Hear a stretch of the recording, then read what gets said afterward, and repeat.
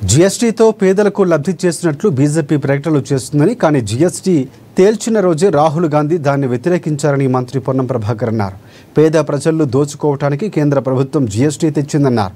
Petrol, diesel జీఎస్టీలో తీసుకురావాలని అంటే అప్పుడు తీసుకురాలేదు. 8 ఏళ్లుగా పేద ప్రజలు సొమ్ము దోచుకొని ఇప్పుడు జీఎస్టీ తగ్గించామని అంటారా అని ఫైర్ అయ్యారు. ఆర్థిక సంక్షోభం వస్తుంది కాబట్టి ఇప్పుడు జీఎస్టీ తగ్గించారని పొన్నమన్నారు. మీరు తగ్గించిన జీఎస్టీ వలన పేద ప్రజలకు వచ్చిన లబ్ధి ఏంటది ప్రజలు బీజేపీ ప్రజలకు చెప్పాలని డిమాండ్ చేశారు. నిన్నటి నుండి భారత ప్రధానమంత్రి నరేంద్ర మోడీ గారి ప్రకటనలు, భారతీయ జనతా పార్టీ కేంద్ర ప్రభుత్వంలో ఉన్నటువంటి మంత్రుల ప్రకటనలు, జీఎస్టీకి సంబంధించి పేదలకేదో బాగా లబ్ధి చేసినామని చెప్పుకునేటువంటి మాటలు చూస్తూ ఉంటుంటే దయ్యాలు వేదాలు వల్లించినట్టుగా అనిపిస్తూ ఉంది.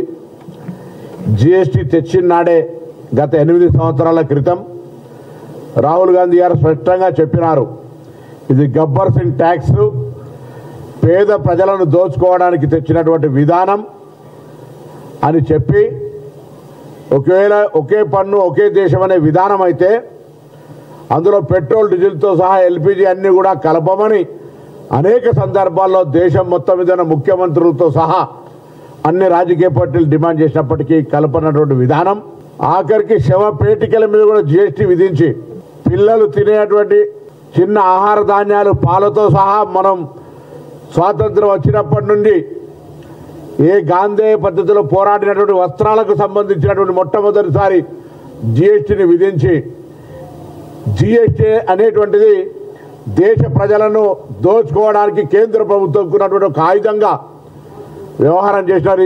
నేనే మాట అనడంలే. గత 6 నెలల కింద మన ఆర్థిక శాఖ మంత్రి తెలుగు బిడ్డ నిర్మలా సీతారామన్ గారు చెప్పినారు, 6 నెలల్లో 22 లక్షల కోట్ల ఆదాయం వచ్చిందని. 6 నెలల్లో 22 లక్షల కోట్ల ఆదాయం సంపాదించిందని చెప్పినటువంటి నిర్మలా సీతారామన్ గారు 8 సంవత్సరాలుగా జీఎస్టీ పేరు మీద భారత ప్రజలు దోచుకున్నటువంటి భారతీయ జనతా పార్టీ మోడీ నాయకత్వంలో ఉన్న కేంద్ర ప్రభుత్వం ఇలా నిన్న మొన్న టీవీలలో, పేపర్లలో చూస్తూ ఉంటుంటే డిజిటల్ టీవీ 100 ఇంచుల దానికి 1,50,000, 3 లక్షలు తక్కువైతుందని చెప్తా ఉన్నటువంటి పరిస్థితి. కార్లకు సంబంధించి 5 లక్షలు, 3 లక్షలు తక్కువైతుందని చెప్తా ఉన్నారు. అంటే ఇన్ని రోజులు పేద ప్రజల రక్తం దాగి పీల్చుకొని ఒక్కొక్క కారుకు 5,000 లక్షల రూపాయలు, టీవీలకు 1,00,000 నుంచి 2 లక్షల రూపాయల దాకా, మిగతా అనేక రకాల వస్తువులకు మీరు తగ్గించినటువంటి జీఎస్టీ వస్తువుల పేరు మీద దోపిడీ పేద ప్రజల